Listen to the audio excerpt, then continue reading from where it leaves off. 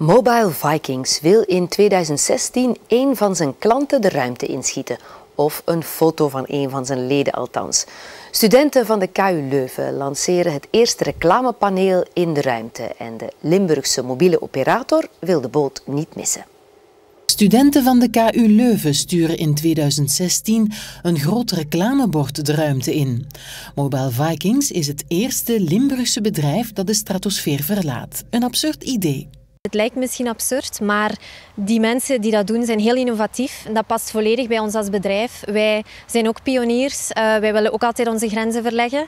Anderzijds zijn die studenten, ze sturen die satelliet wel de ruimte in om onderzoek te doen naar de opwarming van de aarde. Maar ze zijn wel zo clever geweest om zich voor te stellen als het eerste reclamepaneel in de ruimte. Dus wij ondersteunen ook entrepreneurship, ondernemerschap. Dus wij vinden dat fantastisch. Ook een reden om mee te doen. De billboard zal elke 90 minuten een rondje rond de wereld draaien.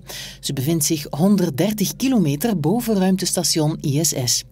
Mobile Vikings betaalt €2500 voor de plaatsing van hun logo.